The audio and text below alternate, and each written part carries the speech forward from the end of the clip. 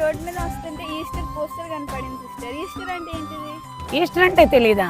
అయితే నేను చెప్తాను విను. ఈస్టర్ అంటే ఏంటంటే గుడ్ ఫ్రైడే రోజు యేసుక్రీస్తు వారు శిలువ మీద మరణించి మరలా పునరుద్ధాన దినం అంటే ఈస్టర్న తిరిగి లేస్తారు. దానికి మనం ఎలా అంటే యేసుక్రీస్తు వారి సమాధిలో నుంచి తిరిగి లేవడం ద్వారా మనకి సువార్త వచ్చింది.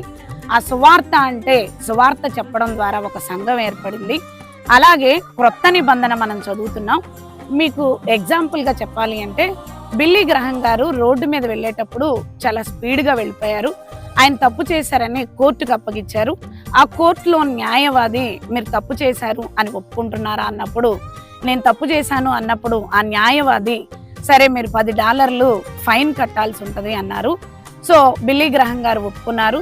అయితే బిల్లీ గ్రహం గారు కట్టే లోపలే న్యాయవాది తీసి ఆ $10 కట్టి తర్వాత బిల్లీ గ్రహం గారితో అన్నారు, మీరు డిన్నర్కి రావాలి నాతో అన్నారు. అంటే క్రీస్తు వారు చనిపోయింది మన కొరకు. అక్కడ న్యాయవాది చేసిన పని క్రీస్తు వారు ఈ రోజుకి నీ కొరకు నా కొరకు చేస్తున్నారు. సిస్టర్ గారు, మన పాపాలు క్షమించబడాలంటే క్రీస్తు వారు లేవాలి, మరణించి లేవాలి. అదే పునరుద్ధానం.